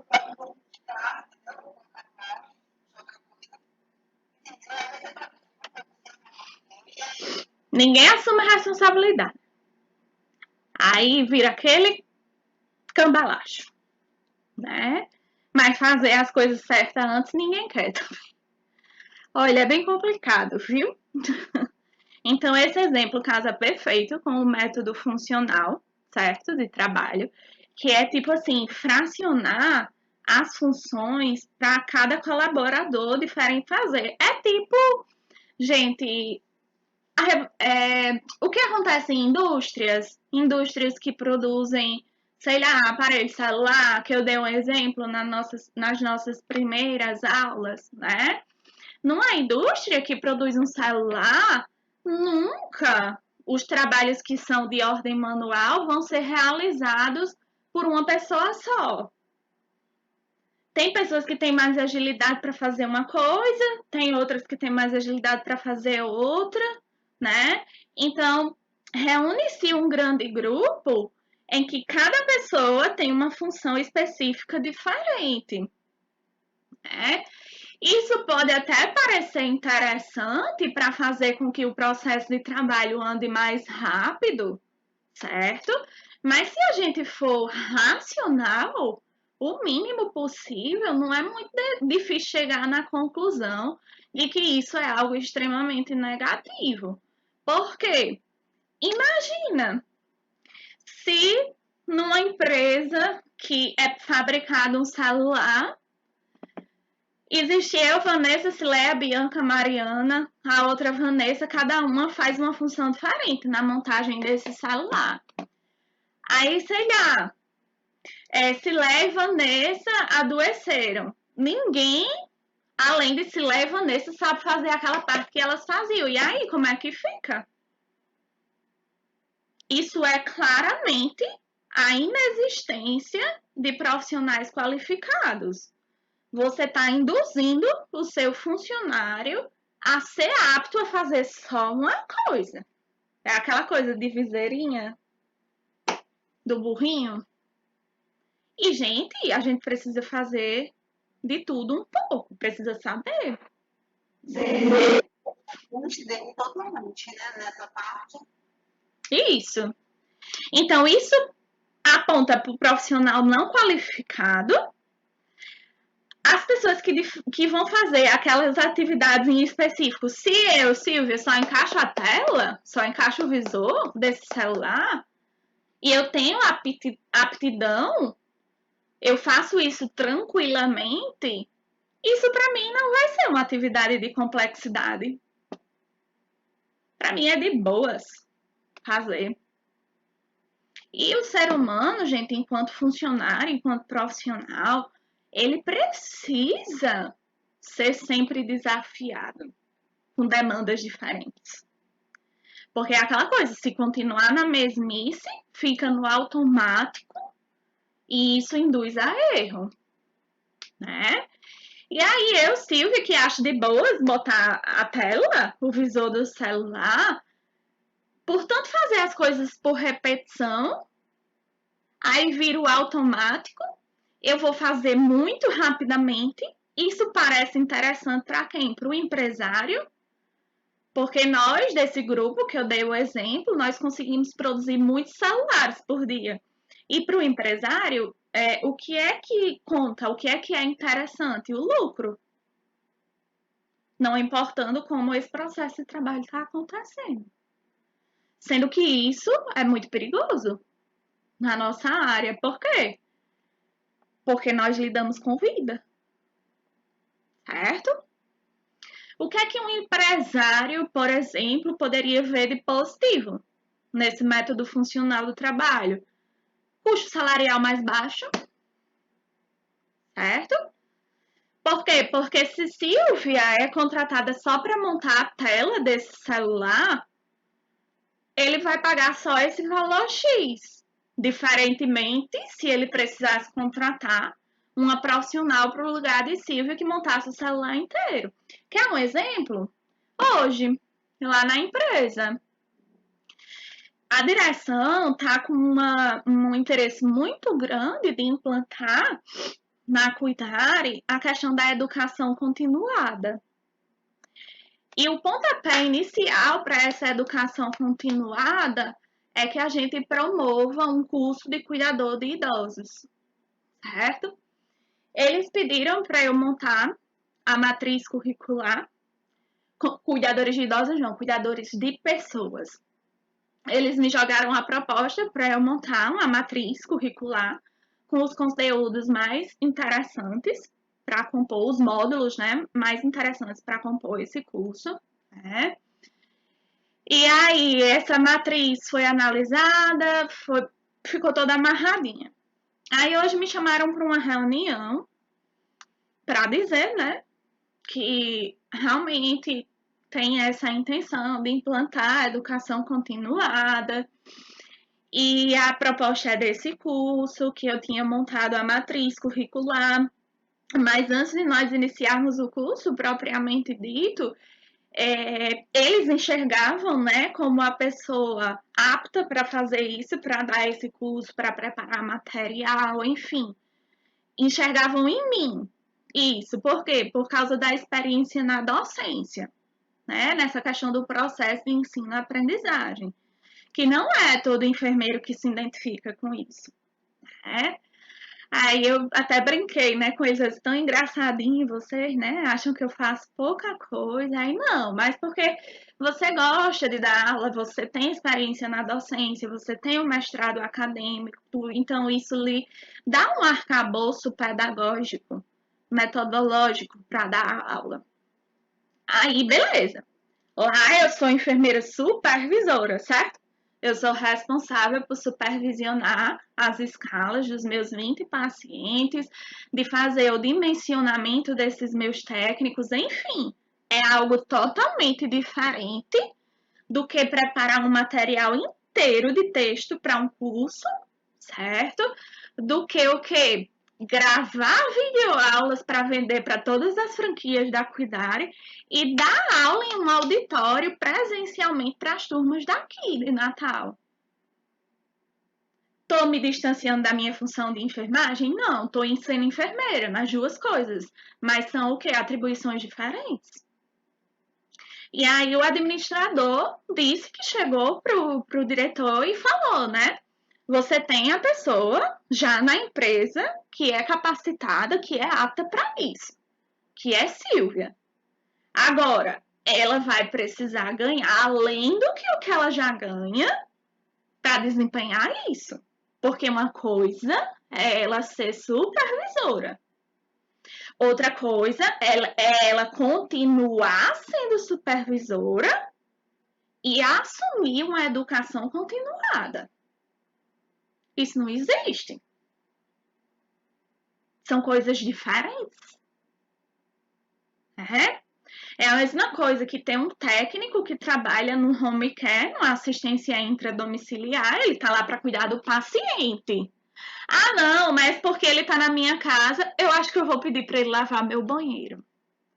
Uma coisa não justifica a outra. Tá certo? Então entendam que se Silvia continuar só sendo enfermeira supervisora, a empresa vai ter como gasto comigo o valor que sempre teve para pagar aquele meu salário. Mas se de fato eles querem implantar essa educação continuada dando pontapé com esse curso, além desse valor que eles me pagam como enfermeira supervisora, eu vou passar a desenvolver uma outra função. Então, eles vão ter que me pagar um outro valor diferenciado referente a essa função. Então, percebam que quando é para fazer uma coisa só, no exemplo da indústria, botar só a tela do celular, isso custa menos para o empresário, para o dono da indústria. Então, isso corrobora com o quê? Com a redução de custo salarial. Tá certo? Aí, a instituição hospitalar, o serviço de saúde... Eita, repeti, na mesma bolinha, perdão. Isso para a instituição hospitalar, para o serviço de saúde, isso é maravilhoso. Porque quanto menos gasta com os funcionários, mais lucro vai o quê? Ter. Mas será que isso é interessante para nós da área da enfermagem? Não. Ah, beleza, a gente ir lá na empresa poderia comprar um curso já pronto de cuidadores de pessoas, colocar, adicionar uma coisinha aqui e ali para ficar com um pouco mais da cara da Cuidare. Mas como é que a gente pode exigir que quer um padrão específico de cuidadores de pessoas para ser funcionários nossos da empresa, se o curso que nós estamos ofertando não é ministrado, não é ensinado por ninguém da empresa? Como assim? Isso não faz o menor sentido. Da mesma forma que não faz o menor sentido, por exemplo, uma instituição hospitalar querer só ter custo baixo, baixo, baixo, baixo e querer que a assistência seja um primor. Não vai. Né? Mas parece interessante, por quê? Porque nesse método de trabalho funcional, por quê? Porque há redução de custos salariais, diminuição dos encargos funcionários, vai se gastar bem menos, né? Com esse funcionário. Mas e aí, como é que fica a assistência que é prestada ao paciente? Ela vai ser segura? A gente tem como garantir que essa assistência vai ser segura? Que vai ser de qualidade? Que vai ser uma assistência global? Uma assistência holística, que eu vou considerar aquele ser humano como um todo? Provavelmente não. E aí a gente volta para o ponto crítico, para o nó crítico. Nós lidamos com vidas. Vai fazer de qualquer jeito? Vocês juram que eu me disponibilizo a assumir um curso desse na empresa para ensinar de qualquer jeito? Para depois dizerem, foi Silvia, enfermeira da Cuidare, que ensinou isso no curso, estando completamente errado? Vocês juram que eu me disponibilizo a vir dar aula para vocês ou para qualquer outra turma que seja só para ler slide? Ler slide até uma criança de 6 anos ler. Mas e aí explicar e contextualizar e o porquê? Na vida a gente tem que sempre perguntar o porquê, gente, para a gente conseguir enxergar as coisas de uma maneira mais lógica e fazendo o quê? Sentido. Aí tu vai prestar uma assistência de enfermagem no automático só porque é mais rápido. E se você matar o paciente? Às vezes as pessoas acham um absurdo. Quando eu fui dar aula na Inf 35, com farmacologia. Farmacologia não é uma disciplina fácil. Não posso dizer que é fácil, apesar de eu amar. Minha mente funciona bem facilzinho para farmacologia. Mas eu não posso ser hipócrita e dizer que é uma matéria fácil. No primeiro dia de aula, eu disse para eles: não vou enganar vocês dizendo que é fácil, porque não é. Para uma ou outra pessoa vai parecer fácil, quando a mente é bem apta para farmacologia. Mas o fato de não ser fácil não é justificativa para você negligenciar a disciplina e não estudar. Porque diga aí, vocês na assistência beira-leito, 24 horas, enfermagem, não souber o básico de farmacologia, aí eu disse para eles, quem não estiver disponível a levar a disciplina a sério, a se comprometer em estudar a disciplina, vá logo pensando quantos pacientes vai querer matar. Professora Ave Maria, não digo um negócio. Eu disse o quê? Ei, se você não souber interpretar uma prescrição médica de um determinado medicamento, você pode fazer muito mais, você pode matar o paciente. Se você não souber a diferença de um antibiótico para o outro em relação ao mecanismo de ação, você pode matar o paciente, porque você pode induzir a uma resistência bacteriana, pode induzir que esse paciente passe a ser colonizado por uma superbactéria como a MRSA. Tudo isso por falta de conhecimento em farmacologia. Então, só fique na disciplina quem quiser se comprometer e não quiser matar ninguém. Ai, professora, pelo amor de Deus. Não, eu tô só dizendo a verdade. Então a gente precisa pensar dessa maneira, gente, na nossa área de enfermagem. A gente, olha, toda profissão é importante, mas diga aí, você lidar com a vida de uma pessoa. Você ser responsável pela vida de uma pessoa. É muito pesado isso, é muito complicado. Certo?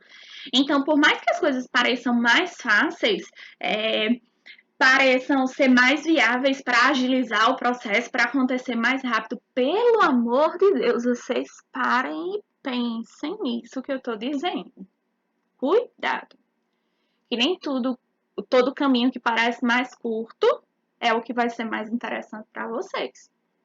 Tá certo? E aí, né, eu botei só essa imagenzinha para te fazer um resumo em relação às desvantagens desse método de trabalho funcional, né, em que o técnico em enfermagem ele vai estar focado em relação apenas a algo específico, né, e a partir do momento, lá naquele exemplo que Cileia deu, da adolescente, 14 anos, primigesta, se eu, Silvia, só olho para a questão da gestação dela, não me importo com o contexto social dela, com o contexto econômico, com a escolaridade dela. Você pode ter certeza que é ela parindo e em menos de 6 meses ela engravidando de novo. E isso por quê? Porque eu foquei só em um ponto em relação à assistência que eu prestei para ela e as demais coisas eu negligenciei. Diga aí que interessante. Uma pessoa com 14 anos parindo um e já botando o outro na barriga. Então, a assistência no método funcional de trabalho, ela fica o quê? Fragmentada. Ela não ocorre de forma contínua. Ela ocorre em pedaços. Ela ocorre fatiada. E a partir do momento que a gente faz a gente faz esse fatiamento, a gente corta em pedaços essa assistência, pode ter certeza que uma das partes que eu poderia assistir perfeitamente bem, esse paciente eu vou o quê? Negligenciar, vai passar o quê? Batido, certo? A partir do momento, gente, que eu não presto um cuidado global, uma assistência geral, uma assistência holística para esse paciente, essa assistência vai ser de qualidade, minha gente? Não, eu deixei a desejar. Então, vai ocorrer o quê? Uma baixa qualificação do cuidado que eu prestei. Fora que gera o que a gente chama de monotonia. Eu posso até reclamar de ter várias coisas para fazer ao mesmo tempo. Mas Deus me livre de fazer a mesma coisa por todo o tempo. Me dá logo uma gastura, uma agonia, eu começo a me sentir inútil, sabe? Tipo, eu não tô evoluindo. Eu tô fazendo um trabalho automático, eu tô fazendo um trabalho mecânico. Eu poderia estar fazendo isso, aquilo outro, ajudando aqui, acolá. Mas se eu sou responsável apenas por levar o carrinho de medicação pela UTI em cada paciente e administrar, essa pessoa vai se sentir desafiada com alguma coisa, minha gente? Ela vai cair na mesmice. E por mais que ela não perceba, ela começa a demonstrar sinais o quê? De insatisfação e, obviamente, de quê? De baixa produtividade. Eu, enquanto pessoa, enquanto profissional, homem, é melhor que eu esteja sobrecarregada, cheia de coisa para fazer, porque eu me sinto produtiva. Porque por mais que às vezes, sempre, eu fique louca, perdendo os restos de cabelo que eu tenho, mas ao final de tudo, quando tudo dá certo, a pessoa tem aquela sensação, né? De satisfação. Caramba, deu tudo certo. Foi tudo desafiador. Eu achei que eu não ia conseguir, porque eu sou dessas, por mais que não pareça, eu sou dessas, viu? Tudo na vida eu acho que não vai dar certo. Sendo que no final sempre dá certo, sabe? E a sensação de satisfação e de você se sentir útil, produtivo, é muito bom mesmo. Imagina isso na profissão que a gente escolhe, na profissão que a gente gosta, né? Então, por mais que pareça interessante em alguns aspectos, prestem atenção, tenha um olhar crítico reflexivo para ver se realmente é interessante, para ver se realmente é algo que vai ser positivo para você, tá certo? E aí, gente, existe o método de trabalho, né, em equipe, que é o que a gente mais verifica atualmente. Eu não sei se vocês conseguem perceber, mas da mesma forma que lá nas teorias administrativas de enfermagem, que não tem nenhum melhor e nenhum pior, e nenhum que ocorra de forma isolada, aqui é do mesmo jeito nas formas de trabalho, nos métodos de trabalho. Por quê? Porque em uma única instituição, certo? Como, por exemplo, na equipe, na UTI que eu trabalhava, quando eu atuava na assistência, dá para verificar várias formas de trabalho de enfermagem. Nós já vimos, eu já consegui exemplificar o método integral e o método funcional para vocês, em uma só equipe, em um só lugar de trabalho. E lá também dava para verificar o método de enfermagem em equipe, né? E vai ser composto por todos os profissionais de enfermagem, né? Basicamente, né? Indiscutivelmente, tem de ter um enfermeiro e técnicos em enfermagem, né? Não existe equipe de enfermagem somente com enfermeiro e somente com técnicos em enfermagem. Precisa ocorrer essa mescla, certo? Em que o enfermeiro ele deve assumir a posição de quê? De liderança, não de chefia, tá? A gente já falou sobre isso, que existem diferenças e o que se espera do profissional enfermeiro é que ele assuma essa postura, sim, de liderança, tá certo? Principalmente no contexto da prestação de assistência de enfermagem, né? E a liderança, o alinhamento que ele faz em relação à sua equipe, tá certo? Em se tratando do método de trabalho em equipe de enfermagem, né? É indispensável a ocorrência de quê? De colaboração, que haja a colaboração e o respeito mútuo, né? Como a gente falou, são pessoas completamente diferentes, com formas de ver o mundo diferentes, beleza, são. Mas ali elas estão como profissionais e todas elas têm um único objetivo, que é prestar assistência de qualidade e segura para o paciente, certo? Por mais que não se gostem como pessoas, eu não gosto de fulana de tal, beleza, eu posso não gostar dela como pessoa, mas eu preciso o quê? Respeitá-la, né? Tudo parte do respeito, né? E a questão do quanto é fundamental, gente, que ocorra uma comunicação efetiva entre os membros que compõem essa equipe de enfermagem, tá certo? Quando eu falo em comunicação efetiva, é o fato de que, por exemplo, eu estar aqui conversando com vocês, dando aula para vocês, e vocês estarem entendendo o que eu estou falando. Porque senão de nada adianta. A gente não vai estar estabelecendo uma comunicação efetiva. Vai ser só comunicação. A gente viu isso lá no português. Tá certo? Então precisa ocorrer essa comunicação efetiva, porque lembrem-se que o trabalho que ocorre em enfermagem é algo processual, é algo contínuo, que não tem início, meio e fim. Então, é extremamente indispensável, é extremamente fundamental que essa comunicação ocorra de forma efetiva, para que nenhuma informação se perca, né, entre uma pessoa e outra, e isso venha a prejudicar o quê? O paciente.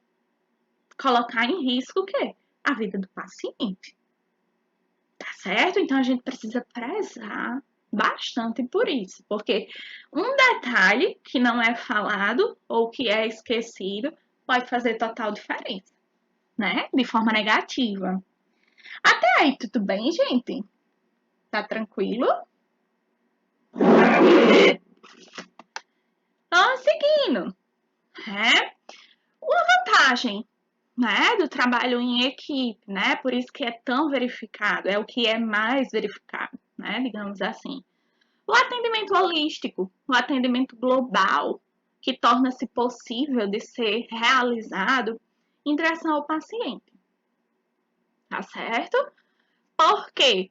Porque aqui, ó, por todas essas características, por todos esses aspectos que caracterizam esse método de trabalho, que ainda que existam diferenças, divergências, arestas entre os membros da equipe, todos estão lá com um objetivo em comum. Então, é muito mais provável que esse paciente ele seja assistido de uma forma global, de uma forma holística, tá certo? Por um trabalho que é bem alinhado, que é bem direcionado, né? Porque todo mundo tá ali com a consciência de que por mais diferenças que existam, eles têm uma meta, um objetivo em comum, tá certo? E assim, quando a gente trabalha numa equipe que é bem alinhada, gente, numa equipe que é amarradinha, é redondinha, é muito bom. A gente fica extremamente satisfeito, né? Porque por mais que aquele plantão seja difícil, o fato de você estar com a equipe boa torna esse plantão menos pesado. Acho que eu já dei o exemplo para vocês do meu primeiro plantão como enfermeira, foi uma lástima. Morreu uma paciente, começou a parar já de 7h30 da manhã, uma paciente com leucemia, sangrando por todos os orifícios. Eu tão nervosa na vida que não conseguia nem aspirar a medicação da ampola de adrenalina. Mas as meninas, as técnicas do plantão, perceberam que eu estava parando junto com a menina, literalmente, né? Com a paciente. Veio uma técnica de Silvinha saia, eu assumo a medicação, você vai para o VPP, que é o AMBU, né? Imagina se não fosse uma equipe boa, eu tinha já me prejudicado daí. A pessoa fica tão nervosa, gente, que eu não conseguia colocar a agulha dentro da ampola. Imagina se fosse uma equipe difícil, eu tinha me ferrado. Oi?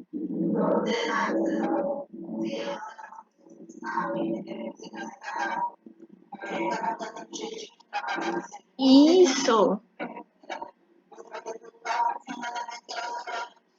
isso, perfeitamente. Gente, foi tão péssimo esse plantão, eu queria desistir da enfermagem já nesse primeiro plantão, porque a menina veio a óbito e, tipo, a sensação de frustração que a gente experimenta quando um paciente, quando os primeiros pacientes da gente vão a óbito é algo triste.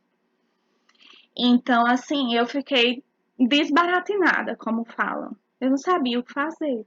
A menina ali morta na minha frente, eu não sabia o que fazer. Só pensava na família, pensava mil e uma coisa, não conseguia fazer nada. Era um dia de domingo. No hospital não tinha assistente social, o hospital não tinha psicóloga. Quem ia ter que dar notícia junto com a médica era eu. Quem ia ter que descer para o necrotério com a família para reconhecimento de corpo era eu. Eu nunca tinha pisado dentro de um necrotério, minha gente. Aí eu, minha nossa senhora. E com os olhos cheios de lágrimas, né? Engolindo em seco, engolindo em seco.